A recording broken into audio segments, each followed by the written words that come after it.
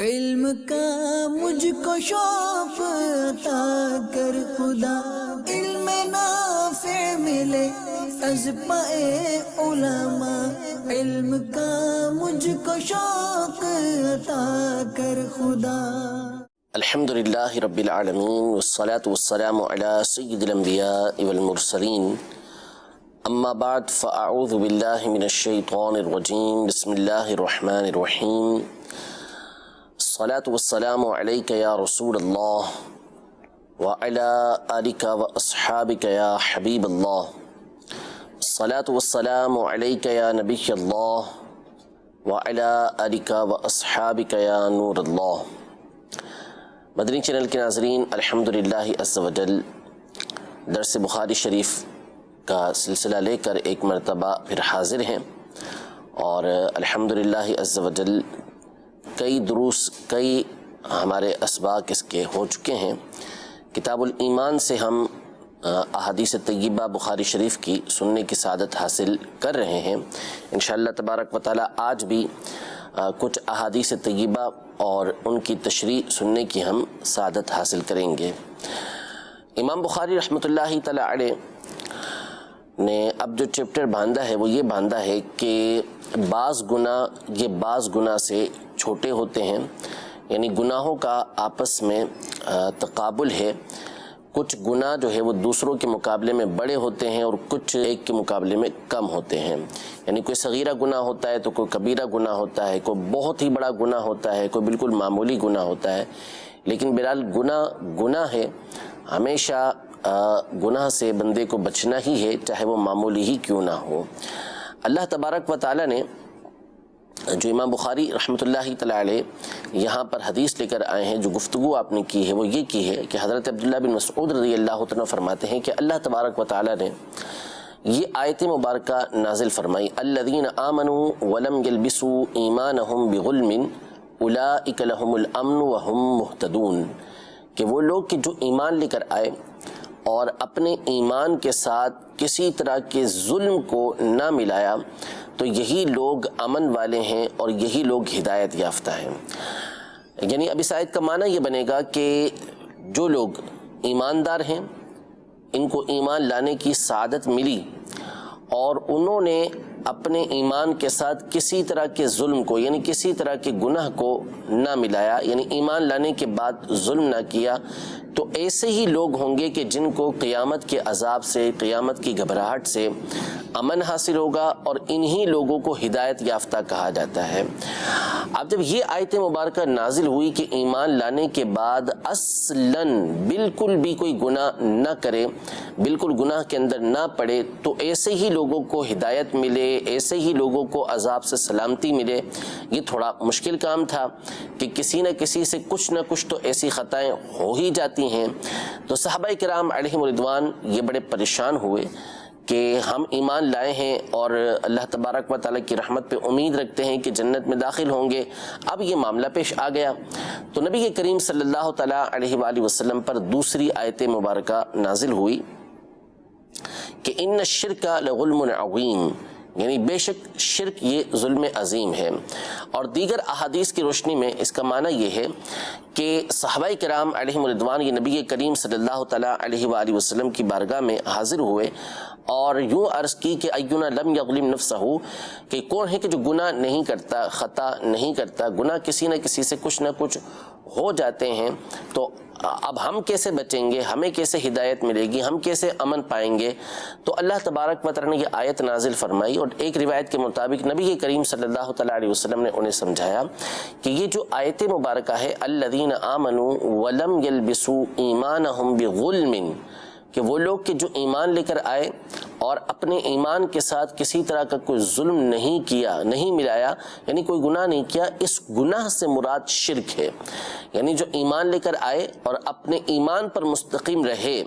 اور ان کا ایمان سلامت رہا، شرک و کفر کی گندگی کے ساتھ وہ مبتلا نہ ہوئے،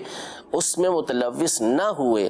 ایمان سلامت لے کر دنیا سے چلے گئے، تو ایسے لوگ امن والے اور ہدایت یافتہ ہیں۔ یہاں پہ ہر طرح کا ظلم یعنی ہر طرح کا گناہ مراد مراد نہیں ہے۔ گناہ اگر شرک کے علاوہ ہوئے ہیں تو ان اللہ لا یغفر ان یشرک بہ ویغفر ما دون ذلک لمن یشاء، کہ بے شک اللہ تبارک و تعالی اس بات کو تو نہیں بخشے گا کہ اس کے ساتھ کسی کو شریک کیا جائے یعنی کفر کیا جائے، لیکن اس کے علاوہ جتنے گناہ ہیں اللہ تبارک و تعالی ان کو معاف فرما دے گا جس کو چاہے گا۔ تو یہاں پر مراد یہ ہے کہ اگر بندہ اپنے ایمان کو شرک و کفر کی گندگی کے ساتھ نہ ملائے، وہ ایمان پر مستقیم رہے، ایمان کو سلامت رکھے، تو پھر وہ امن والا بھی ہوگا، ہدایت والا بھی ہوگا۔ اگر اس کو اس کے گناہوں کے سبب سزا ملی بھی تو سزا بھگتنے کے بعد بالآخر اس کو سلامتی والی جگہ یعنی جنت میں داخل کر دیا جائے گا۔ تو اس سے معلوم ہوا کہ شرک یہ سب سے بڑا گناہ ہے، سب سے بڑی گندگی ہے، سب سے بڑا ظلم ہے، اور شرک کا مطلب ہے اللہ تبارک و تعالیٰ کے علاوہ کسی اور کو عبادت کے لائق سمجھنا، یا جیسے اللہ تبارک و تعالیٰ کی ذات ہے کسی اور کو بھی ایسا سمجھنا، یعنی یہ سمجھنا کہ اللہ تبارک و تعالیٰ کے علاوہ نعوذ باللہ کوئی دوسرا بھی عبادت کے لائق ہے، یہ بھی شرک بنے گا۔ یا کوئی اللہ تبارک و تعالیٰ کے علاوہ کسی اور کی عبادت کرتا ہے تو یہ بھی شرک بنے گا۔ اور کوئی یہ سمجھتا ہے کہ جیسے اللہ تبارک و تعالیٰ کی ذات واجب الوجود ہے، اس کا وجود اپنی ذات سے ہے، اس کو کسی نے پیدا نہیں کیا، وہ ہے تو دوسرے ہیں، تو ایسی ذات کسی اور کو سمجھنا یہ بھی شرک کے زمرے کے اندر آتا ہے۔ تو جو یہ کام کرے گا، کفر کرے گا، تو وہ امن والا نہیں رہے گا، وہ ہدایت والا نہیں رہے گا، اور یہ سب سے بڑا ظلم ہے، سب سے بڑا گناہ ہے۔ اگلا چیپٹر جو امام بخاری لے کر آئے ہیں وہ لے کر آئے ہیں منافقت کی علامت کے اوپر۔ منافقت اس کا مطلب ہوتا ہے کہ جو کچھ آپ کے باطن میں ہے، اندر ہے، اس کے خلاف آپ ظاہر کریں، یعنی ظاہر اور باطن یہ ایک دوسرے کے مخالف ہوں، اندر کچھ ہو اور باہر کچھ ہو، تو اس کو نفاق کہا جاتا ہے، اس کو منافقت کہا جاتا ہے۔ نبی کریم صلی اللہ تعالیٰ علیہ وآلہ وسلم نے یہاں پر کچھ نشانیاں بیان کی ہیں۔ اس کو جاننے سے پہلے یہ سمجھ لیں کہ منافقت کی دو قسمیں ہوتی ہیں۔ ایک جو منافق ہوتا ہے وہ منافق اعتقادی ہوتا ہے، یعنی جس کا عقیدہ خراب ہوتا ہے، جس کے عقیدے کے اندر خرابی ہوتی ہے، وہ دل کے اندر کچھ اور رکھتا ہے اور ظاہر کچھ اور کرتا ہے۔ عام طور پہ یہ جو منافق تھے نبی کریم صلی اللہ تعالیٰ علیہ وآلہ وسلم کے زمانے میں تھے کہ دل کے اندر کفر رکھتے تھے اور ظاہر یہ ایمان کرتے تھے۔ اب ہمارے زمانے کے اندر چونکہ وحی نبی کریم صلی اللہ علیہ وسلم پر ختم ہو چکی، تو ہم کسی کے دل کے اوپر حکم نہیں لگا سکتے کہ یہ وہ منافق ہے کہ جس کے اوپر کفر کا حکم لگتا ہے، جب تک کہ وہ اپنے عمل کے ذریعے، اپنے قول کے ذریعے کوئی ایسی بات ظاہر نہ کر دے کہ جو اس کے کفر کی گواہی دیتی ہو، تو یہ ایک الگ بات ہے۔ ورنہ ہم کسی کو کفر والا منافق نہیں کہہ سکتے۔ ہاں یہ ایک الگ بات ہے کہ اس کے عقیدے کی خرابی کی وجہ سے اس کو بد عقیدہ کہا جائے گا، بد مذہب کہا جائے گا، لیکن کفر کے لیے بہرحال دلیل چاہیے ہوگی کہ اگر وہ کوئی ایسی بات کرتا ہے، کوئی ایسا عمل کرتا ہے کہ جو اس کے کفر کے بارے میں گواہی دیتا ہے، تو پھر ایک الگ بات ہوگی کہ اس کے اوپر کفر کا حکم لگے گا، ورنہ اس کے اوپر کفر کا حکم نہیں لگایا جا سکتا۔ دوسری جو منافقت کی قسم ہے وہ منافقت عملی ہے کہ بندہ دعویٰ کسی اور چیز کا کرے اور اس کا عمل اس کے خلاف ہو۔ نبی کریم صلی اللہ تعالیٰ علیہ وآلہ وسلم نے جو یہاں پر نشانیاں بیان کی ہیں، یہ علماء کے مطابق منافق عملی کی نشانیاں ہیں، اور نبی کریم صلی اللہ تعالیٰ علیہ وآلہ وسلم کے زمانہ اقدس میں جو منافق اعتقادی ہوتے تھے ان کے اندر یہ خرابیاں پائی جاتی تھیں، اس لیے نبی کریم صلی اللہ تعالیٰ علیہ وسلم نے مطلقاً منافق کی یہ نشانیاں بیان کی ہیں۔ لیکن یہاں جو نشانیاں بیان کی گئی ہیں وہ منافق عملی کی بیان کی گئی ہیں۔ دو حدیثیں امام بخاری رحمۃ اللہ تعالیٰ علیہ لے کر آئے ہیں۔ پہلی میں آپ نے 3 منافقت کی علامت بیان کی، یعنی نبی کریم صلی اللہ تعالیٰ علیہ وآلہ وسلم نے، اور دوسری میں منافق کی 4 نشانیاں بیان کی ہیں۔ لیکن نہ تو منافق کی 3 نشانیاں یہی ہیں اور نہ ہی 4 نشانیاں یہی ہیں، بلکہ یہ فقط ایک مخصوص نشانیاں بیان کی گئی ہیں۔ منافقی بہت ساری نشانیاں یہ قرآن و حدیث کے اندر موجود ہیں۔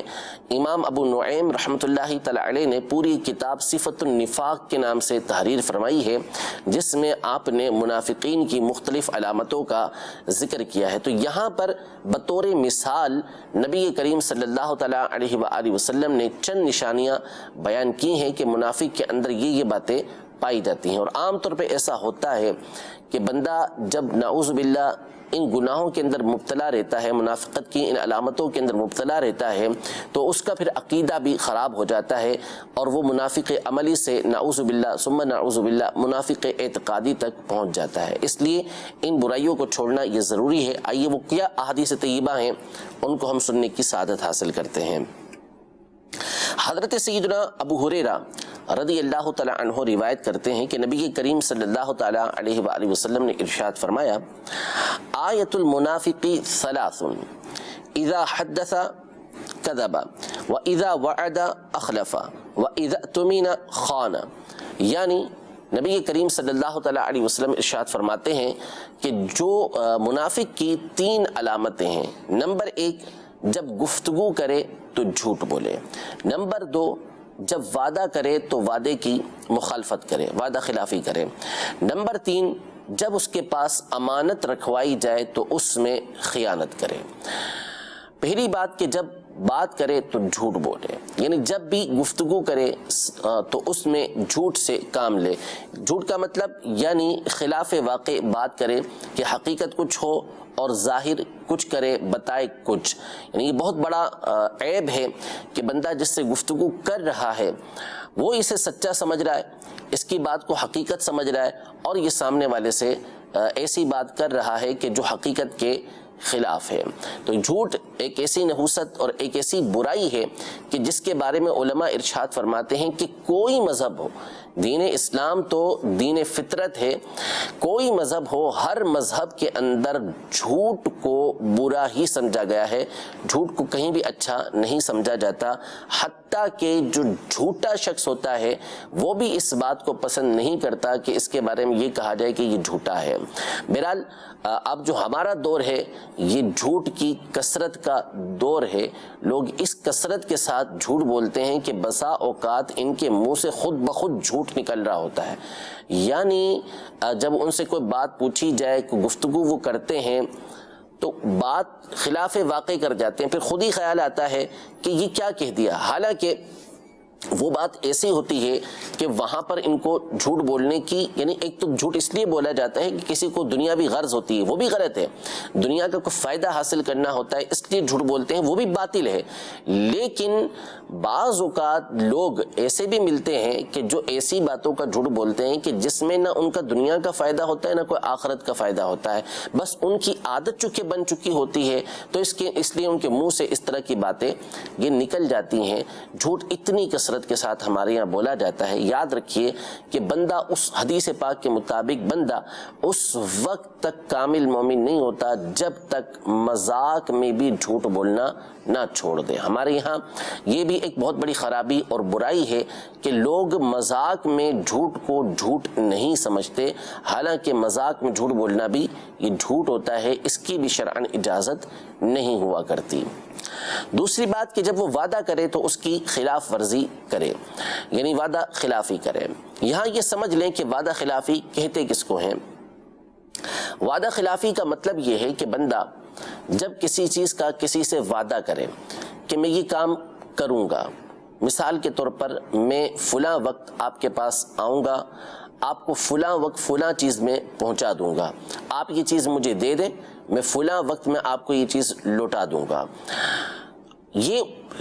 وعدہ کرتا ہے اس سے کہ میں آپ سے یہ وعدہ کرتا ہوں، لیکن وعدہ کرتے ہوئے اس کے دل میں اس بات کا ارادہ ہوتا ہے کہ میں نے یہ کام کرنا نہیں ہے، یہ چیز مجھے ایک مرتبہ دے دے، میں نے اس کو ستانا ہے اور اتنے عرصے میں اس کو واپس نہیں کرنا، تو اس کو وعدہ خلافی کہا جاتا ہے۔ یعنی بات کرتے وقت، وعدہ کرتے وقت بندہ اس بات کا دل میں ارادہ کیے بیٹھا ہو کہ میں نے اس کے برخلاف ہی کرنا ہے، تو اس کو وعدہ خلافی یہ کہا جاتا ہے۔ ہاں، بات کرتے ہوئے، وعدہ کرتے ہوئے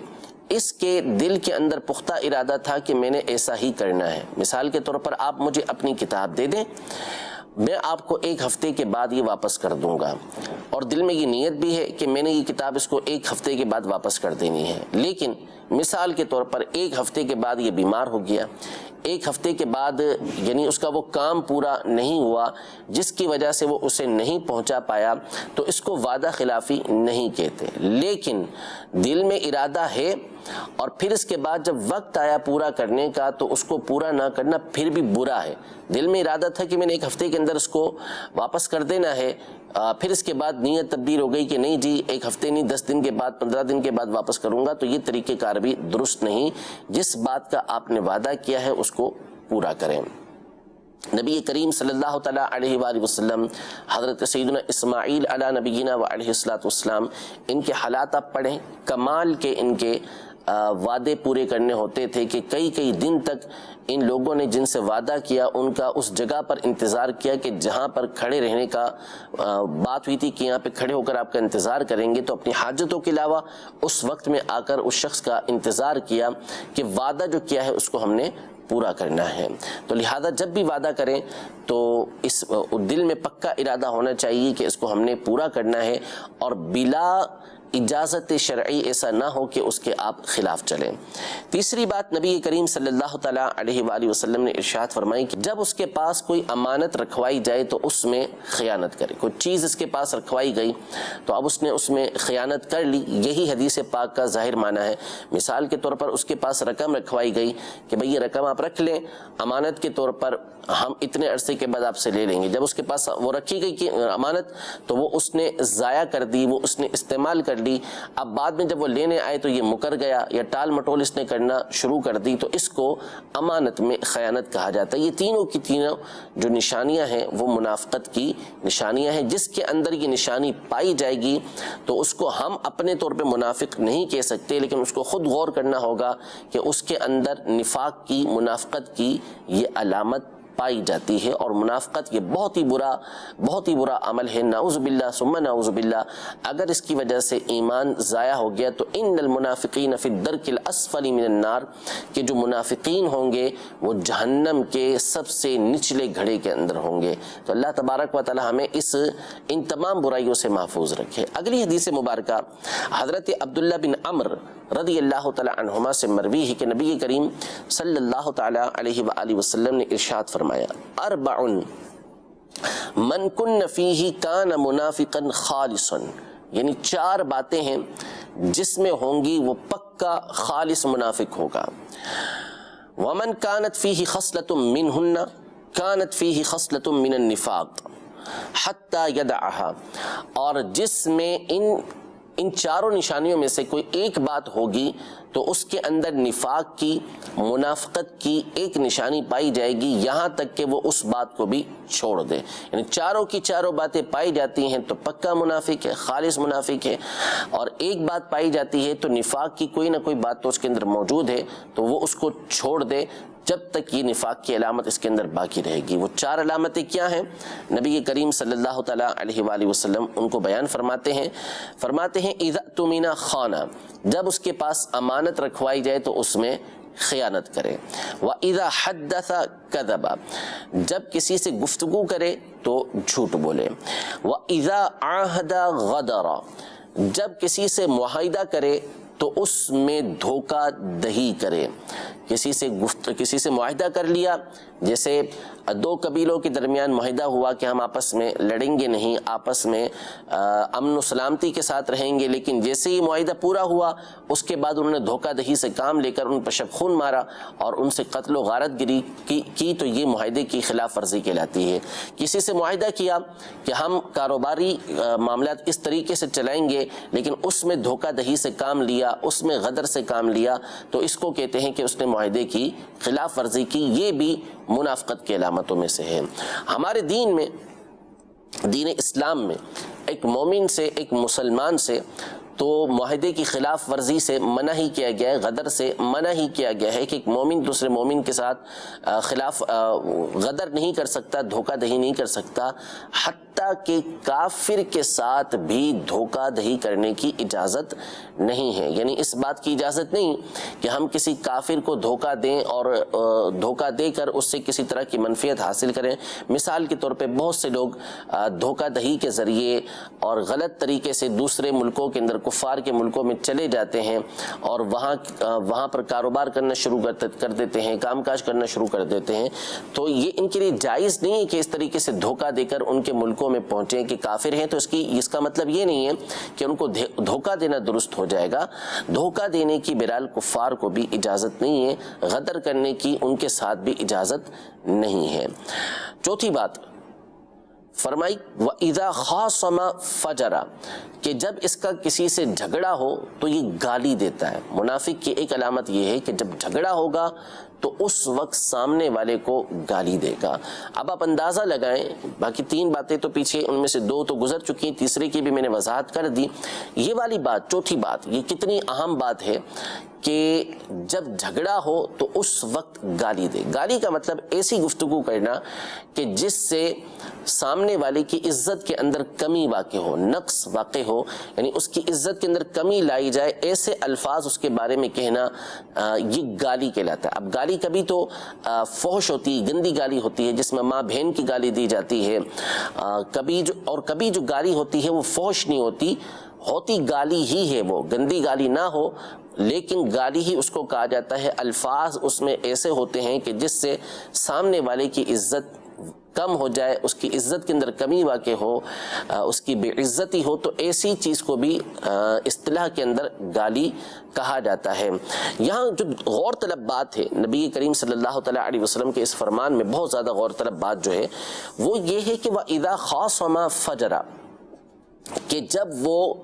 جھگڑا کرتا ہے اس وقت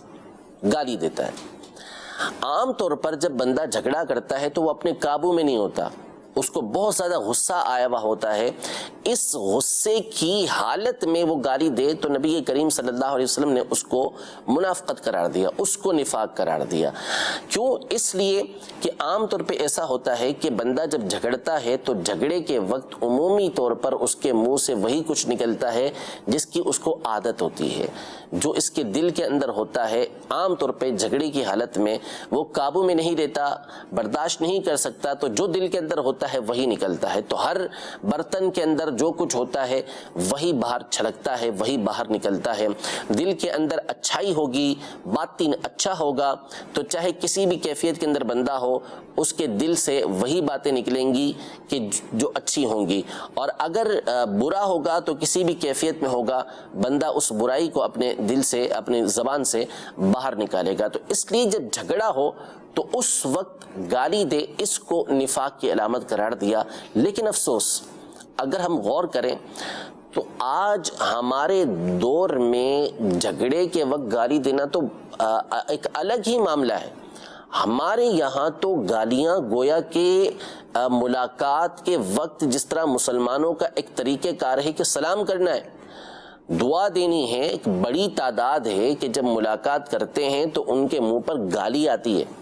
وہ گفتگو کریں گے تو گفتگو کرتے کرتے ایسے گالیاں بکرے ہوتے ہیں کہ نعوذ باللہ کیا الفاظ ان کے لیے استعمال کیے جائیں، بلا تکلف وہ گالیاں دے رہے ہوتے ہیں، اور بعض اوقات ان کو پتہ بھی نہیں ہوتا کہ وہ گالی دے کے جا چکے ہوتے ہیں۔ نبی کریم صلی اللہ تعالیٰ علیہ وآلہ وسلم کے احوال میں، آپ کی صفات میں، آپ کی سیرت میں یہ بیان کیا گیا کہ حضور علیہ الصلوۃ والسلام نہ تو فاحش تھے نہ ہی متفاحش تھے، یعنی نہ آپ علیہ الصلوۃ والسلام قصداً، جان بوجھ کر، تکلف کے ساتھ کوئی بری بات کرتے تھے، اور نہ ہی بلا تکلف آپ سے کوئی بری بات نکلا کرتی تھی۔ ہمیشہ ستھری اور صاف گفتگو نبی کریم صلی اللہ تعالیٰ علیہ وسلم فرمایا کرتے تھے۔ تو یہ ہمارے لیے انتہائی قابل غور ہے کہ جب جھگڑے کے وقت کوئی گالی بکے، اس وقت نبی کریم صلی اللہ علیہ وسلم اس کے لیے فرما رہے ہیں کہ یہ منافقت کی علامت ہے، تو جو جھگڑے کے بغیر گالیاں بکتا ہو یہ کتنا بڑا اور قبیح گناہ ہوگا۔ حدیث پاک میں بخاری شریف ہی کی حدیث مبارکہ ہے کہ مسلمان کو گالی دینا اس کو فسق قرار دیا گیا کہ ایسا بندہ یہ حد سے نکل جاتا ہے، اللہ تبارک و تعالیٰ کی اطاعت کی حد سے وہ باہر ہو گیا، اللہ تبارک و تعالیٰ کی بات ماننے کی حد سے وہ باہر ہو گیا۔ اللہ تعالیٰ ہم سب کو نفاق کی ان تمام علامتوں سے محفوظ فرمائے۔ یہ بطور مثال نبی کریم صلی اللہ تعالیٰ علیہ وآلہ وسلم نے چند نشانیاں بیان کی ہیں، اور بھی بہت ساری نشانیاں یہ مختلف مقامات پر قرآن و حدیث میں موجود ہیں۔ اگلا چیپٹر امام بخاری رحمۃ اللہ تعالیٰ نے جو لے کر آئے ہیں وہ یہ ہے کہ باب قیام لیلۃ القدر من الایمان، یعنی لیلۃ القدر میں قیام کرنا یہ ایمان کا حصہ ہے، یعنی جو بندہ لیلۃ القدر میں قیام کرتا ہے، عبادت کرتا ہے، تو اس سے اس کا ایمان مضبوط ہوتا ہے، ایمان پختہ ہوتا ہے، ایمان کی لذت و حلاوت اور چاشنی اسے حاصل ہوتی ہے۔ حضرت سیدنا ابو ہریرہ رضی اللہ تعالیٰ عنہ روایت کرتے ہیں کہ نبی کریم صلی اللہ تعالیٰ علیہ وآلہ وسلم نے ارشاد فرمایا، من یقم لیلۃ القدر ایمانا و احتسابا غفر له ما تقدم من ذنبہ، یعنی جو بندہ لیلۃ القدر میں ایمان اور ثواب کی نیت کے ساتھ قیام کرے تو اس کے پچھلے گناہوں کو معاف کر دیا جاتا ہے۔ لیلۃ القدر مشہور و معروف ہمارے درمیان یہ لفظ ہے کہ ہم جانتے ہیں کہ رمضان کے آخری عشرے کی تاک راتوں میں ایک رات ایسی آتی ہے کہ جس کو لیلۃ القدر کہا جاتا ہے، اور اس رات عبادت کرنا یہ 1000 مہینوں کی عبادت سے بہتر ہے کہ 1000 مہینے بندہ عبادت کرے گا، اگر اس ایک رات میں اس کو عبادت کی سعادت مل جاتی ہے تو ان 1000 مہینوں کی عبادت سے یہ بہتر ہوگا۔ لیلۃ القدر، قدر کا مطلب آپ جانتے ہیں کہ قدر یعنی جیسے ہم کہتے ہیں کہ اس چیز کی قدر کی جاتی ہے، اس کی ویلیو ہے، اس کی اہمیت ہے، تو اس کا مطلب یہ ہے کہ اہمیت والی رات، قدر والی رات، ویلیو والی رات، یہ رات کہلاتی ہے عزت والی رات۔ یہ ایک تو معنی یہ ہے کہ قدر سے نکلا ہے، اس کا مطلب یہ ہوتا ہے کہ جب بندہ اس رات عبادت کرتا ہے تو اس رات کی عبادت کی اہمیت،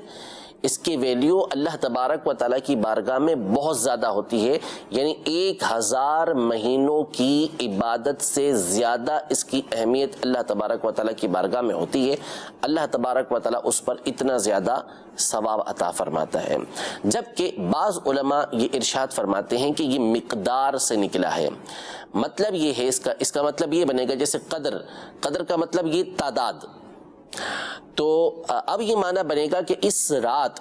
جو عبادت کی جاتی ہے وہ عام راتوں کے مقابلے میں بہت زیادہ کی جاتی ہے، یعنی ایک عام شخص بھی جو دیگر راتوں کے اندر عبادت نہیں کرتا، جو دیگر راتوں میں بہت کم عبادت کرتا ہے، لیلۃ القدر کا جب اسے پتہ چلتا ہے تو وہ اس رات کو زیادہ عبادت کرتا ہے۔ تو چونکہ اس رات عبادت زیادہ کی جاتی ہے، اس کی مقدار زیادہ ہوتی ہے، تو اس لیے اس کو لیلۃ القدر کہا جاتا ہے۔ اس رات جو اللہ تبارک و تعالیٰ کی عبادت کرے تو فرمایا کہ اس کے پچھلے گناہوں کو اللہ تبارک و تعالیٰ معاف فرما دیتا ہے۔ آگے بھی اس پر گفتگو آتی ہے، وہاں انشاءاللہ مزید اس پر کچھ مدنی پھول عرض کرنے کی کوشش کروں گا۔ امام بخاری آگے فرماتے ہیں کہ باب الجہاد من الایمان، جہاد بھی ایمان میں سے ہے، یعنی اس سے بھی ایمان مضبوط ہوتا ہے، قوی ہوتا ہے۔ حضرت ابو ہریرہ رضی اللہ تعالیٰ عنہ ہی روایت کرتے ہیں کہ نبی کریم صلی اللہ تعالیٰ علیہ وآلہ وسلم نے ارشاد فرمایا، انتدب اللہ لمن خرج فی سبیلہ لا یخرجہ الا ایمان بی وتصدیق برسلی ان ارجعہ بما نال من اجر او غنیمت او ادخلہ الجنہ ولولا ان اشق علی امتی ما قعدت خلف سریۃ لوددت انی اقتل فی سبیل اللہ ثم احیا ثم اقتل ثم احیا ثم اقتل، یعنی حضور اکرم صلی اللہ تعالیٰ علیہ وآلہ وسلم نے ارشاد فرمایا کہ اللہ تبارک و تعالیٰ اس شخص کا ضامن ہے کہ جو اللہ کی راہ کے اندر نکلے۔ اب اللہ کی راہ میں جب نکلے تو کیوں نکلے؟ یہ اللہ تبارک و تعالیٰ ارشاد فرماتا ہے کہ اس کو اللہ کی راہ کے اندر نکالنے والا، یعنی جہاد کے لیے نکالنے والا، اللہ پر ایمان لانا ہو، یعنی اللہ پر ایمان لانے کی وجہ سے وہ راہ جہاد کے اندر، راہ خدا کے اندر نکلا ہے، اور رسولوں کی، میرے رسولوں کی تصدیق کی وجہ سے نکلا ہے۔ اللہ پر ایمان لانا اور اس کے رسولوں کی تصدیق کرنا، اس نے اسے اللہ کی راہ کے اندر جہاد پر نکالا ہے۔ کس بات کا اللہ تعالیٰ ضامین ہوتا ہے اس کے لیے کہ اس کو کیا عطا فرمائے گا، کیا ضمانت اللہ تبارک و تعالیٰ کی طرف سے کہ کیا اس کو ملے گا؟ فرمایا کہ یا تو میں اس کو جب لوٹاؤں گا، یعنی وہ اگر زندہ واپس آیا، جب میں اس کو لوٹاؤں گا تو اس صورت میں اس کو اجر ملے گا یا اس کو غنیمت ملے گی، یعنی جس نیت سے وہ گیا ہوگا، اگر اچھی نیت کے ساتھ گیا ہوگا تو اس کو اجر ملے گا، اور اگر وہ دنیا کے حصول کے لیے گیا ہوگا تو پھر غنیمت ملے گی، اور اگر وہ اللہ تبارک و تعالیٰ کی رضا کے لیے گیا ہے تو اس کو اجر بھی ملے گا، اور اگر غنیمت ملی تو یہ اس کے لیے دنیاوی فائدہ الگ ملے گا، یعنی دونوں چیزیں اس کو اچھی نیت کی وجہ سے بھی حاصل ہو سکتی ہیں۔ یا پھر اگر وہ شہید ہو گیا تو میں اس کو جنت میں داخل کروں گا۔ پھر اس کے بعد نبی کریم صلی اللہ علیہ وسلم ارشاد فرماتے ہیں کہ اگر میری امت پر شاک نہ ہوتا تو میں کسی بھی غزوے سے پیچھے نہ رہتا، سریہ سے پیچھے نہ رہتا۔ ایک غزوہ ہوتا ہے، غزوے سے مراد وہ جنگ کے جس میں خود نبی کریم صلی اللہ تعالیٰ علیہ وآلہ وسلم نے شرکت کی ہو، اور سریہ وہ ہوتا ہے کہ جس میں حضور علیہ الصلوۃ والسلام نے شرکت نہ کی ہو بلکہ کسی اور کو اس کا امیر بنا کر، امیر لشکر بنا کر اسے بھیجا ہو تو اس کو سریہ کہا جاتا ہے۔ حضور علیہ الصلوۃ والسلام فرماتے ہیں کہ اگر میری امت پر شاک نہ ہوتا کہ یہ فرض عین ہر ایک پر ہو جاتا تو میں کسی بھی سریہ سے پیچھے نہ رہتا، ہر غزوے کے اندر میں شرکت کرتا، اور میں اس بات کو پسند کرتا ہوں کہ میں اللہ کی راہ کے اندر شہید کیا جاؤں، پھر اس کے بعد زندہ کیا جاؤں، پھر اس کے بعد شہید کیا جاؤں، پھر زندہ کیا جاؤں، پھر شہید کیا جاؤں، یعنی اس میں جو لذت ہے اللہ تبارک و تعالیٰ کی راہ کے اندر شہادت کی وہ بار بار ملنی چاہیے، اللہ تبارک و تعالیٰ کی اس میں جو رضا ہے وہ بار بار اس طرح سے حاصل ہونی چاہیے۔ اگلا چیپٹر امام بخاری جو لے کر آئے ہیں رحمۃ اللہ تعالیٰ علیہ، وہ یہ ہے کہ رمضان کی راتوں میں نفلی قیام کرنا، یعنی بندہ رمضان میں جس طرح فرائض ادا کرتا ہے، روزہ رکھتا ہے، زکوٰۃ ادا کرتا ہے، نمازیں پڑھتا ہے، اسی طرح رمضان کی رات میں نفلی قیام کرنا۔ اس کے دو معنی ہیں۔ نفلی قیام سے مراد، ایک تو اس سے مراد جو تراویح کی سنت موقدہ ہے وہ، کیونکہ اصطلاح شریعت کے اندر جو فرضوں کے علاوہ دیگر نمازیں ہوتی ہیں، سنتیں ہوتی ہیں، ان کو بھی بسا اوقات نفل بول دیتے ہیں، چاہے وہ سنت موقدہ ہی ہو، لیکن اس کا حکم یہ سنت موقدہ ہی کا رہتا ہے۔ لہذا یہاں اس کا ایک معنی یہ ہے کہ سنت موقدہ تراویح ادا کرنا، کہ رات میں اٹھ کر یا رات میں سونے سے پہلے بندہ تراویح ادا کرے، اور ایک نفلی قیام کہ بندہ رات میں کچھ نہ کچھ عبادت کرے۔ پہلے حدیث مبارکہ سن لیں، پھر انشاءاللہ آگے گفتگو کرتے ہیں۔ حضرت سیدنا ابو ہریرہ رضی اللہ تعالی عنہ روایت کرتے ہیں کہ رسول اللہ صلی اللہ تعالیٰ علیہ وآلہ وسلم نے ارشاد فرمایا، من قام رمضان ایمانا و احتسابا غفر له ما تقدم من ذنبہ۔ رمضان میں ایمان کی حالت میں اور ثواب کی نیت سے قیام کرے، اس کے پچھلے گناہوں کو بخش دیا جاتا ہے۔ قیام کرے یعنی تراویح پڑھے، یا پھر رات میں اٹھ کر اللہ تبارک و تعالیٰ کی بارگاہ میں نفل پڑھے تو اس کے پچھلے گناہوں کو بخش دیا جاتا ہے، معاف کر دیا جاتا ہے۔ اگر رات کا قیام سے مراد نفلی نماز لیں تو اس کا مطلب یہ ہے کہ کم از کم بندہ 2 رکعتیں نفل کی ادا کر لے تو بھی اس صورت میں رات کا قیام یہ شمار ہو جاتا ہے۔ جبکہ بعض علماء یہ کہتے ہیں کہ رات کے اکثر حصے میں عبادت کرتا رہے تو اس کو رات کا قیام یہ کہا جاتا ہے، لیکن اگر کوئی 2 رکعت نفل بھی پڑھ لیتا ہے تو اللہ تبارک و تعالیٰ کی رحمت سے امید ہے کہ اللہ تبارک و تعالیٰ اس کو قیام اللیل کا، رات میں قیام کرنے کا ثواب یہ عطا فرمائے گا۔ اگلا جو باب ہے امام بخاری لے کر آئے ہیں وہ ہے رمضان میں نیکی کی نیت کے ساتھ روزہ رکھنا، یہ بھی ایمان سے، یعنی اس سے بھی ایمان مضبوط اور قوی ہوتا ہے۔ حضرت ابو ہریرہ رضی اللہ تعالیٰ عنہ ہی روایت کرتے ہیں کہ رسول اللہ صلی اللہ تعالیٰ علیہ وآلہ وسلم نے ارشاد فرمایا، من صام رمضان ایمانا و احتسابا غفر له ما تقدم من ذنبہ، یعنی جس نے رمضان میں ایمان کے ساتھ اور نیکی کی نیت کے ساتھ روزہ رکھا، اللہ تعالیٰ اس کے پچھلے گناہوں کو معاف فرما دے گا۔ 3 احادیث میں یہ 2 شرطیں بیان کی گئی ہیں، ایمان اور احتساب۔ ایمان لے کر آئے، یعنی جو بندہ ایمان والا ہے اسی کا نیک عمل اللہ تبارک و تعالیٰ کی بارگاہ میں معتبر ہوگا، یعنی یہ عمل وہ ہوگا کہ جس پر اللہ تبارک و تعالیٰ آخرت میں جزا عطا فرمائے گا۔ جنت کی نعمت جو اللہ تبارک و تعالیٰ عطا فرمائے گا اس کی شرط اول ایمان ہے۔ باقی دنیا کے اندر اگر کوئی اچھے اور نیک کام کر رہا ہے، اچھائی والے کام وہ کر رہا ہے، بھلائی والے وہ کام کر رہا ہے، لیکن اس نے وہ ایمان لے کر نہیں آیا، تو اللہ تبارک و تعالیٰ اس کا بدلہ اس کو دنیا میں دے دے گا، یا اگر نہ بھی دے تو جو اس نے بھلائی کا کام کیا ہے وہ اللہ تبارک و تعالیٰ ہی کی طرف سے دی ہوئی توفیق ہے، اور جو نعمتیں اور جو زندگی اللہ تبارک و تعالیٰ نے اس کو دی ہے وہی وہ اتنی بڑی نعمت ہے کہ اگر یہ بھلائی والے کام کرتا ہے تو بھی اس کا بدلہ وہ نہیں دے سکتا۔ لہذا اللہ تبارک و تعالیٰ کے اوپر کوئی چیز لازم نہیں ہے کہ وہ کسی کی بھلائی کی وجہ سے آخرت میں اس کو جنت عطا کرے۔ اگر کوئی بھلائی کرتا ہے، کوئی اچھائی کرتا ہے، تو اللہ تبارک و تعالیٰ کی پچھلی نعمتوں کا بھی وہ بدل نہیں دے سکتا۔ جو نعمتیں اللہ تبارک و تعالیٰ نے اس کو جسم کی صورت میں عطا کی ہیں، اس کو ذہانت کی صورت میں عطا کی ہیں، صلاحیتوں کی صورت میں عطا کی ہیں، تو دنیا کے اندر چاہے کتنی بھلائی وہ کر لے وہ پچھلی نعمتوں کا بدلہ بھی نہیں دے سکتا۔ چاہے جائے کہ ہم یہ بات کریں کہ اللہ تبارک و تعالیٰ اس کی بھلائیوں کی وجہ سے اس کو آخرت میں بھی بدلہ دے، یہ تو اللہ تبارک و تعالیٰ پر لازم ہی نہیں، مسلمان کے لیے بھی یہ لازم نہیں ہے، وہ اس کی رحمت ہے،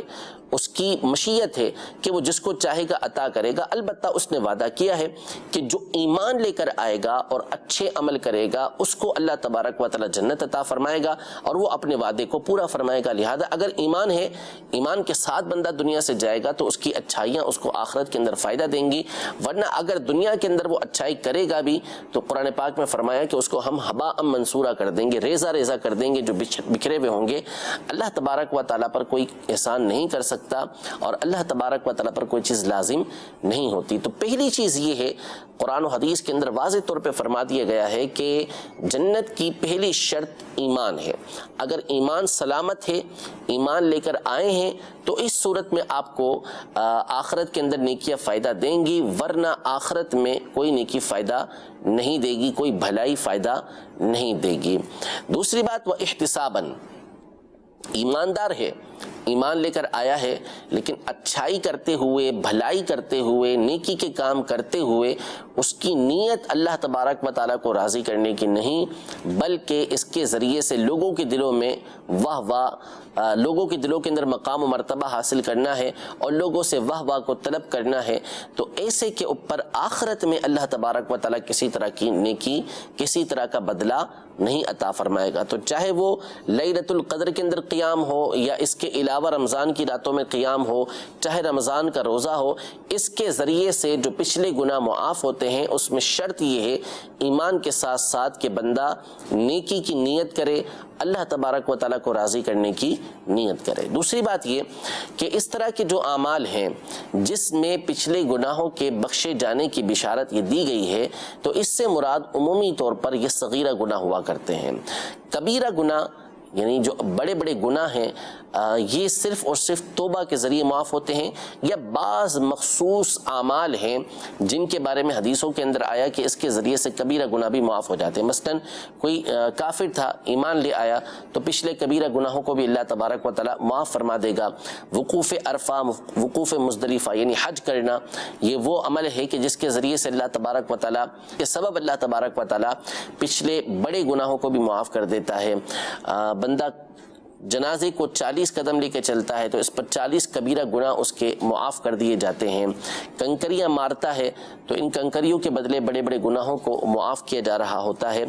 تو یہ جتنی بھی حدیثیں گزری ہیں ان میں اس سے مراد صغیرہ گناہ ہے۔ ہاں اگر کسی کے صغیرہ گناہ ہے ہی نہیں، نعوذ باللہ اس نے بڑے بڑے گناہ کیے ہیں، ایسے گناہ ہیں کہ جو کبیرہ ہی ہیں، تو اس حوالے سے علماء یہ ارشاد فرماتے ہیں کہ اللہ کی رحمت سے امید ہے کہ اللہ تبارک و تعالی اس کے کبیرہ گناہوں میں تخفیف فرمائے گا، اس میں بھی کمی فرما دے گا۔ اور اگر کسی کے گناہ ہی نہیں ہیں، وہ نیک پارسا ہے، صغیرہ گناہ سے بھی اپنے آپ کو بچاتا ہے تو اب یہ نیکی کے کام کرے گا تو اس کو کیا ملے گا؟ تو اس پر علماء ارشاد فرماتے ہیں کہ اللہ تبارک و تعالیٰ اس کو اس کے بدلے نیکی عطا فرمائے گا، اس کو اس کے بدلے اجر عطا فرمائے گا۔ اگلا چیپٹر امام بخاری رحمۃ اللہ تعالی فرماتے ہیں کہ باب الدین یسر وقول النبی صلی اللہ علیہ وسلم احب الدین الی اللہ الحنیفیۃ والسمحۃ۔ باب جو ارشاد فرمایا وہ یہ ہے کہ دین یہ آسان ہے، اور نبی کریم صلی اللہ تعالیٰ علیہ وسلم کا فرمان ہے کہ اللہ تبارک و تعالیٰ کے نزدیک پسندیدہ دین وہ ہے کہ جو باطل سے ہٹ کر ہو، باطل سے جدا ہو اور آسان ہو۔ دین اسلام آسان ہے، اور فرمایا کہ اللہ کے نزدیک اچھا اور پسندیدہ دین ہے بھی وہی کہ جو باطل سے ہٹ کر ہو، جس کے اندر باطل باتیں نہ پائی جاتی ہوں اور آسان ہو۔ ایسا نہیں ہے کہ آپ باطل باتوں کے ذریعے کسی چیز کو کہیں کہ بھئی اس کے اندر آسانی ہے۔ دین وہ ہونا چاہیے کہ نعوذ باللہ جس میں بدکاری کی اجازت ہو، جس میں شراب پینے کی اجازت ہو، جس میں جھوٹ بولنے کی اجازت ہو، جس میں کسی کے مال کھانے کی اجازت ہو، تو یہ نہیں، بلکہ اس کے اندر باطل سے ہٹ کر بات ہونی چاہیے، حق والی بات ہونی چاہیے، اور اس کے اندر آسانی ہونی چاہیے۔ یہ اللہ تبارک و تعالیٰ کے نزدیک پسندیدہ دین ہے۔ حدیث مبارکہ پہلے سماعت فرما لیں، اس کے بعد انشاءاللہ تبارک و تعالیٰ اس کی تشریح سنتے ہیں۔ حضرت سیدنا ابو ہریرہ رضی اللہ تعالیٰ عنہ روایت کرتے ہیں کہ نبی کریم صلی اللہ تعالیٰ علیہ وسلم نے ارشاد فرمایا ان الدین یسر، بے شک دین آسان ہے، وَلَن يُشَادَّ هَذَا الدِّينَ أَحَدٌ إِلَّا غَلَبَهُ، یعنی کوئی شخص بھی اس دین پر غالب آنے کی کوشش نہیں کرے گا مگر یہ کہ یہ دین اس کے اوپر غالب آ جائے گا۔ فَسَدِّدُوا وَقَارِبُوا، لہذا درستی اختیار کرو اور درستی کی راہ کے پاس پاس رہو۔ وَأَبْشِرُوا وَاسْتَعِينُوا بِالْغُدْوَةِ وَالرَّوْحَةِ وَشَيْءٍ مِّنَ الدُّلْجَةِ، یعنی لوگوں کو خوشخبریاں دو، اور صبح کے وقت سے، شام کے وقت سے، اور رات کے آخری پہر میں چلنے سے مدد حاصل کرو۔ یہ ارشاد فرمایا کہ یہ دین آسان ہے، کوئی بھی اس دین کے اوپر غالب آنے کی کوشش نہیں کرے گا مگر یہ کہ یہ دین اس پر غالب آ جائے گا۔ یعنی جیسا کہ پہلے میں نے عرض کیا تھا درس کے اندر کہ ایک چیز ہے فرض، واجب، سنت مؤکدہ، جو کام نبی کریم صلی اللہ تعالیٰ علیہ وسلم نے کیے ہیں ان کو کرنا، جن کے کرنے کا شریعت کی طرف سے حکم ہے کہ ہم نے کرنے ہی کرنے ہیں، اس میں تو ہمارا کوئی اختیار نہیں ہے، ہم نے وہ کام بجا لانے ہیں، ہمارے لیے یہ لازم ہے۔ اس کے علاوہ بندہ اپنے اوپر ایسے نفلی کاموں کو مسلط کرے، ایسے نفلی کام اپنے اوپر لے لے کہ جس کو نبھانا، ہمیشہ نبھانا اس کے لیے مشکل ہو، کچھ عرصہ کرنے کے بعد وہ اسے چھوڑ دے، اس کو نبھا نہ سکے۔ مثلا نیت کر لی کہ میں نے ہمیشہ روزے رکھنے ہیں، ہمیشہ روزے رکھنے ہیں، یا میں ہر مہینے 15 روزے رکھوں گا، یا میں ہر مہینے 20 روزے رکھوں گا، یا ہر ہفتے کے میں 3 روزے رکھوں گا۔ یہ اس نے شروع کر دیا کام کرنا، لیکن 2 مہینہ کیا، 3 مہینہ کیا، 1 سال کیا، اس کے بعد چھوڑ دیا۔ تو اپنے اوپر ایسے کام کو لے لینا کہ جس کام کے کرنے کی اس کے اندر ہمیشہ سکت نہ ہو، ایسے کام اپنے اوپر لے گا، اپنے اوپر ایسے کام ڈال لے گا کہ جو وہ نہیں کر سکے گا، تو ایسا کرنے سے منع کیا گیا۔ کہا گیا ہے کہ ایسے کام کریں کہ جس کو بندہ ہمیشہ نبھا سکے، جس پر ہمیشہ بندہ چل سکے۔ فرمایا فَسَدِّدُوا وَقَارِبُوا، درستی کے پاس رہو، درستی اختیار کرو، نہیں ایسی راہ اختیار کرو کہ جو درست راہ ہے اور اس کے قریب قریب رہو۔ ایسے کام اپنے اوپر نہ لے لو کہ اس درستی کی راہ سے ہٹ جاؤ کہ یہ میں نے کہاں اپنے اوپر لے لیا، کہاں مشکل کے اندر میں پڑ گیا کہ میں ساری رات نوافل پڑھوں گا، ساری رات جو ہے وہ قرآن پاک پڑھوں گا، اور پھر اس کے بعد اتنی سکت نہیں تھی، عادت ہی نہیں تھی، اور پتہ تھا کہ کر بھی نہیں پاؤں گا، کچھ عرصے کے بعد چھوٹ جائے گا، تو ایسا کرنے سے منع کیا گیا۔ ہاں جو اس کی سکت رکھتا ہے، جو اس کی طاقت رکھتا ہے،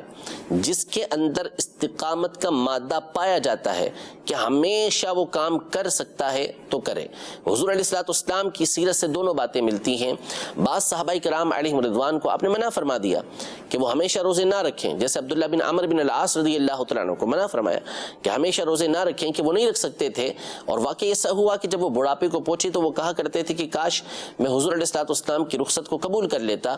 کیونکہ اب بڑھاپے میں آ کے جو نیک عمل میں پہلے کرتا تھا وہ کرنا مشکل ہو گیا، لیکن جس کو میں نے اختیار کیا ہوا ہے اب اس کو چھوڑنا جو ہے وہ پسندیدہ نہیں ہے، تو مستقل نہیں کر پا رہے تھے، مشکل ہو رہی تھی، تو وہ حضور علیہ الصلوۃ والسلام کی نصیحت و وصیت یاد آئی، جبکہ بعض کو نبی کریم صلی اللہ تعالیٰ علیہ وسلم نے ہمیشہ روزے رکھنے کی اجازت دی، اس لیے کہ ان کے اندر حضور علیہ الصلوۃ والسلام نے اس بات کی قوت دیکھی تھی کہ یہ ہمیشہ یہ عمل کر سکیں گے، اس لیے اجازت دی گئی۔ تو جس کے اندر استقامت کا مادہ ہو کہ وہ نیکی والا کام ہمیشہ کر سکتا ہے اور اس میں تکلف نہیں پڑتا، پریشانی کے اندر نہیں آتا، دل اس کا اس سے پریشان نہیں ہوتا، بلکہ خوش دلی کے ساتھ، آسانی کے ساتھ، اپنے دیگر کاموں کے ساتھ یہ والا نیکی کا کام ہمیشہ کر سکتا ہے، تو پھر اس کو کرنا چاہیے۔ یعنی دونوں طرف کی راہ کو پیش نظر رکھیں۔ بعض لوگ جو ہے وہ اصلاً کوئی کام کرتے ہی نہیں، نیکی کا کام ہی نہیں کریں گے، بس جو ان کے اوپر مقرر ہے وہ کر لیا، اس کے بعد چھوڑ دیا، تو اگرچہ کہ ان کے اوپر دیگر چیزیں لازم نہیں ہیں، لیکن یہ نیکی کے کام، نفلی کام کرتے رہنا چاہیے کہ قیامت کے دن یہ بہت زیادہ اس کو فائدہ دیں گے۔ اور بعض وہ ہوتے ہیں کہ جو بہت زیادہ اختیار کرتے ہیں پھر اس کے بعد اس کو چھوڑ دیتے ہیں، تو یہ دونوں چیزیں نہیں ہونی چاہیے۔ حضور علیہ الصلوۃ والسلام نے ایک مثال دی کہ بندہ اگر مسلسل چلتا رہے، اتنا چلے کہ منزل تک اس نے پہنچنا ہے، مثال کے طور پر ایک ہفتے کی راہ ہے، ایک ہفتے کا سفر ہے، اب وہ مسلسل ایک ہفتے تک چلتا رہے گا تو منزل تک پہنچ جائے گا، لیکن اگر وہ ایک ہفتے مسلسل چلے گا، یہ نیت کر لے کہ میں نے مسلسل ایک ہفتے تک چلنا ہے، مثال کے طور پہ کراچی سے لاہور کا راستہ ہے، اب اگر یہ مثال دے رہا ہوں کہ پیدل جاتا ہے تو ایک ہفتے میں لاہور تک پہنچتا ہے، تو اب اگر یہ کھائے پیے بغیر، آرام کیے بغیر مسلسل کراچی سے لاہور کی طرف سفر اختیار کرنا شروع کرے تو یہ حیدرآباد میں جا کے گر پڑے گا، حیدرآباد سے سکھر جا گیا تو وہاں گر پڑے گا، اس سے زیادہ اس میں چلنے کی سکت نہیں ہوگی۔ لیکن اگر یہ تھوڑا سا چلے، آرام کرے، 2 گھنٹے 3 گھنٹے چلا، آرام کیا، 4 گھنٹے 5 گھنٹے چلا، آرام کیا، 1 گھنٹہ 1.5 گھنٹہ چلا، کچھ آرام کیا، تو یوں آہستہ آہستہ وہ اپنی منزل تک پہنچ جائے گا۔ یہی گاڑی میں آپ مثال لے لیں کہ گاڑی چلاتا ہوا بندہ جائے، ایک ساتھ گاڑی تیزی کے ساتھ چلاتا ہوا جائے گا تو گاڑی گرم ہو جائے گی اور پھر وہ ایک جگہ پہ جا کے ٹھہر جائے گا، لیکن اگر وہ رکتا ہوا جائے گا، گاڑی کو ٹھنڈا کرتا ہوا جائے گا تو اپنی منزل مقصود تک پہنچ جائے گا، اگرچہ کہ وہ 7 کی جگہ 8 دن میں پہنچے گا، لیکن پہلی صورت کے اندر وہ 20 دن میں بھی نہیں پہنچ پائے گا۔ تو نبی کریم صلی اللہ علیہ وسلم نے اس کو ایک مثال کے ذریعے سمجھایا کہ کچھ وقت یہ صبح کے وقت چلو، کچھ وقت شام کے وقت چلو اور کچھ رات کے آخری پہر کے اندر چلو، یعنی اگر مسافر یہ طریقہ کار اختیار کرے گا تو وہ اپنی منزل تک پہنچ جائے گا۔ اسی طرح بندہ نیکی کے کام تھوڑے کر کے کرتا رہے گا تو اپنی منزل یعنی جنت تک پہنچ جائے گا۔ اگر ایک ساتھ بہت سارے کام کرنا شروع کرے گا تو پھر ہو سکتا ہے کہ اس کے اوپر استقامت نہ ملے تو یہ مشکل کے اندر پڑ جائے گا۔ لیکن پھر میں دوبارہ وہی بات عرض کر رہا ہوں کہ میری اس بات کا یہ مطلب نہ سمجھا جائے یا ان احادیث کا یہ مطلب نہ سمجھا جائے کہ نیکی کے کاموں میں بڑھ چڑھ کر حصہ نہیں لینا چاہیے، بالکل لینا چاہیے، ہر ایک کو اپنی استطاعت اور اپنی قوت کے مطابق حصہ لینا چاہیے۔ بعض نیکی کے کام وہ ہوتے ہیں کہ جو وقتی ہی ہوتے ہیں تو وہ تو وقتی ہی طور پر ہم نے کرنے ہیں، اور بعض وہ کام ہوتے ہیں کہ جنہیں ہمیشہ کرنا ہوتا ہے تو وہ اپنی استطاعت اور اپنی قوت کے مطابق بندہ جتنا کر سکتا ہے وہ اسے لازمی طور پر لینا چاہیے کہ کل بروز قیامت کی نیکیاں اس کو فائدہ دیں گی۔ اللہ تبارک و تعالی ہم سب کو نیکی کے کاموں میں بڑھ چڑھ کر حصہ لینے کی توفیق عطا فرمائے اور ہمیں استقامت کی نعمت اللہ تبارک و تعالی عطا فرمائے۔ انشاءاللہ تبارک و تعالی آپ کی کچھ کالز کو شامل سلسلہ کریں گے۔ جی مفتی صاحب کے بارے میں سوال ہے کہ وہ بخاری شریف کے مصنف صاحب کے بارے میں مختصر تعارف بتا دیں۔ میں نے شروع میں ابتدا کا جو ہمارا درس تھا اس میں تفصیل عرض کی تھی۔ اصل میں ہو یہ رہا ہے کہ ہمارا یہ سلسلہ تقریباً 4 دن یہ فیس بک پر لائیو ہوتا ہے، مدنی چینل کے پیج پر، 4 دن اس پر ہوتا ہے اور 2 دن ہمارا جو ہے یہ مدنی چینل پر لائیو ہو رہا ہے. یعنی پیر اور جمعرات کو درس بخاری جو ہے وہ مدنی چینل پر لائیو ہے. باقی 4 دن جو درس بخاری ہے وہ فیس بک مدنی چینل کے پیج کے اوپر لائیو ہے. تو شروع میں نے امام بخاری کا مختصر تعارف عرض کیا تھا. ان کا نام محمد بن اسماعیل ابن ابراہیم ابن مغیرہ البخاری ہے. یہ بخارا کے رہنے والے تھے. سن 194 کے اندر پیدا ہوئے تھے. سن 256 میں آپ کا انتقال ہوا. کئی کتابیں آپ نے تحریر فرمائی. امیر المومنین فی الحدیث کہلاتے ہیں اور ان کی الجامع المسند الصحیح المختصر من امور رسول اللہ صلی اللہ تعالی علیہ وسلم وسننہ وایامہ، یہ پورا بخاری شریف کا نام ہے. ہمارے یہاں عام طور پر اس کو صحیح بخاری شریف کہتے ہیں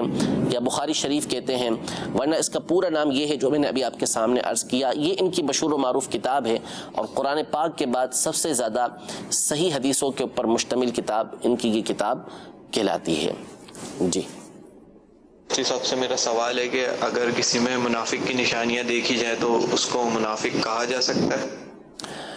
یہ میں نے عرض کر دیا کہ ہم کسی کو منافق نہیں کہہ سکتے. ہاں اس کو خود دیکھنا ہوگا کہ یہ جو علامتیں بیان کی گئی ہیں اس میں سے کوئی منافقت کی علامت اس کے اندر تو نہیں پائی جا رہی، اور پھر اس کو ڈرنا ہوگا اور اسے چھوڑنا ہوگا کہ یہ وہ نشانیاں ہیں کہ جو بندے کو آہستہ آہستہ نفاق اعتقادی کی طرف لے کر جاتی ہیں اور بندہ نعوذ باللہ پھر اس کے بعد اعتقاد کی خرابی کے اندر پڑتا ہے. اور پھر جب اعتقاد کی خرابی کے اندر پڑتا ہے تو بکثرت ایسا ہوتا ہے کہ بندہ ایمان سے ہاتھ دھو بیٹھتا ہے. تو ہم بہرحال کسی کا دل چیر کے نہیں دیکھ سکتے کہ اس کا معاملہ کیا ہے، تو ہم اس کے اوپر منافق کا حکم نہیں لگائیں گے. البتہ منافقت کی نشانی اس کے اندر پائی جاتی ہے، اس کو خود اس کے اوپر غور کرنا ہوگا.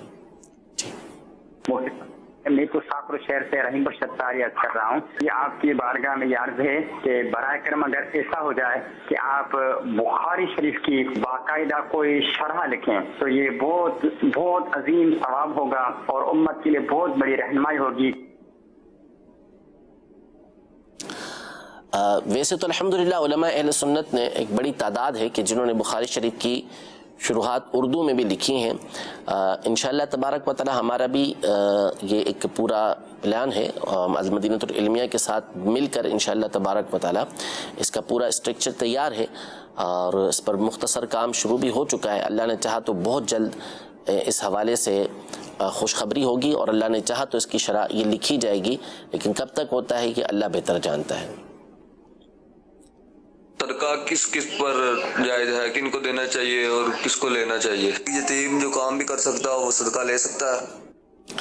صدقہ 2 طرح ہوتا ہے. ایک صدقہ یہ نفلی ہوتا ہے اور دوسرا صدقہ یہ واجبی ہوتا ہے.